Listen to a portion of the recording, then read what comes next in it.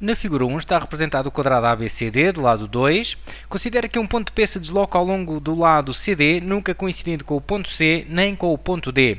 Para cada posição do ponto P, seja x a amplitude em radianos do ângulo BAP e x pertence de π sobre 4 a π sobre 2, aberto. Isto quer dizer que nunca pode ser π sobre 4, nem nunca pode ser π sobre 2, ok? Resolva os três itens seguintes sem recorrer à calculadora, a não ser para efetuar eventuais cálculos numéricos. Bom, nós temos aqui três linhas. Eu vou neste vídeo resolver a 1.2 e as restantes ficam resolvidas em vídeo próprio aos quais podem aceder através do link que está disponível em cada uma delas, ok?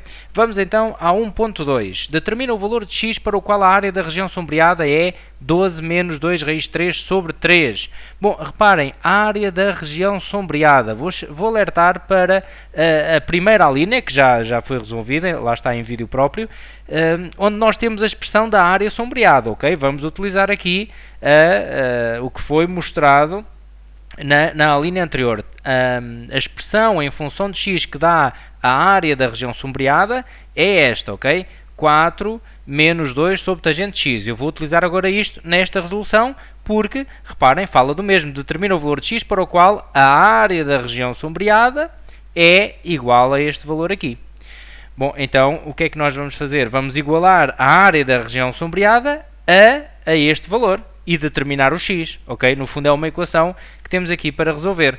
No fundo queremos resolver esta equação. 4 menos 2 sobre tangente de x igual a 12 menos 2 raiz de 3 sobre 3, ok?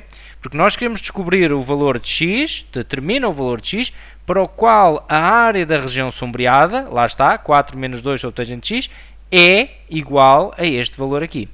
Então vamos resolver esta equação, ok? Vamos adotar aqui a mesma estratégia, a estratégia que utilizamos sempre para resolver uma equação quando temos uma variável. Um dos principais objetivos, quando podemos fazer isso logo numa fase inicial, é isolar a incógnita num dos membros, deixá-la sozinha num dos membros, não é? Por vezes, para conseguir isso, temos que fazer muitas simplificações antes, às vezes tirar parênteses, outras vezes igualar denominadores, depende da equação.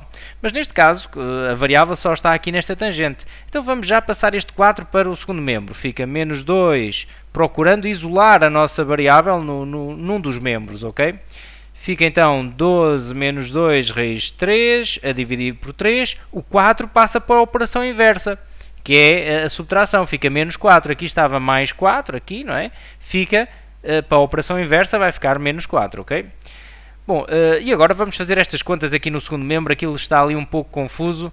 Vamos fazer aquelas contas para ficar ali com algo mais simples. Então vamos igualar denominadores. Fica 12 menos 2 raiz de 3 sobre 3 menos 12 sobre 3. Reparem que este 4 é o mesmo que estar sobre 1. Multiplica esta fração 4 sobre 1 por 3 no numerador e denominador e fica 3 vezes 4, 12, 3 vezes 1, 3. E agora fazemos a conta destas frações aqui. Temos o mesmo denominador, podemos fazer a operação de subtração, não é? Subtraindo os numeradores, fica 12 menos 2 raiz de 3 menos 12 e mantendo o mesmo denominador, 3. Ok? Bom, e agora 12 menos 12 dá 0, não é? 12 menos 12 dá 0. Bom, vou passar para aqui, ok? Vou passar para aqui, por causa de espaço, portanto, coloco assim aqui um asterisco. Vamos para aqui agora. Vou escrever a expressão novamente para não gerar aqui muita confusão nesta passagem. Portanto, temos ali igual, menos 2 raiz de 3, é o que sobra ali, não é? Menos 2 raiz de 3 sobre 3. Ok? Bom, agora reparem, nos dois membros temos dois termos negativos. Podemos multiplicar tudo por menos 1, no primeiro e no segundo membro, e ficamos com valores positivos, não é? Se temos os dois negativos, multiplicamos tudo por menos 1, de um lado e do outro, no primeiro membro e no segundo membro, e ficamos com positivos, que fica um pouco mais simpático. Então, 2 sobre tangente x igual a 2 raiz de 3 sobre 3. Bom, agora aqui podemos fazer algo muito simples. Podemos multiplicar em cruz, o que eu por vezes chamo multiplicar em cruz. Porquê? Este 3 está aqui em denominador, vai passar para o primeiro membro, para a operação inversa, vai passar a multiplicar. Então, vai ficar 2 vezes 3. Ao mesmo tempo, esta tangente x está aqui em denominador, está aqui a dividir, vai passar para a operação inversa, que é multiplicar, e fica 2 raiz de 3 vezes tangente de x, ok? E agora vamos passar este 2 raiz de 3, que está aqui a multiplicar, para a operação inversa, para o primeiro membro, e vai ficar então a dividir. Vamos já, aliás, nem vou fazer a conta, porque depois vou cortar este 2, podia fazer 2 vezes 3, 6, não é? Mas reparem que, como vou passar aqui para denominador, o 2 raiz de 3, vamos simplificar já este 2 com este, ok? 2 a dividir por 2 dá 1, esta multiplicação aqui permite fazer isso, e ficamos com o seguinte: 3 sobre raiz de 3 igual a tangente de x. Bom, e agora vamos racionalizar, ou seja, tirar a raiz aqui do denominador. Como é que fazemos isso? Multiplicamos por raiz de 3 no numerador e denominador. Se o fizer na fração, se multiplicar pela mesma quantidade no numerador e denominador, obtenho uma fração equivalente. Então fica 3 raiz de 3 sobre raiz de 3 vezes raiz de 3 igual a tangente de x. Mas agora reparem, raiz de 3 vezes raiz de 3 dá raiz de 3 ao quadrado. E raiz de 3 ao quadrado, portanto, ficaria aqui com raiz de 3 ao quadrado, mas agora o quadrado pode cortar com a raiz, o 3 que está lá dentro vai ficar então sozinho, ok? Temos assim simplificado, deu aqui 3, ok? Fica ali 3.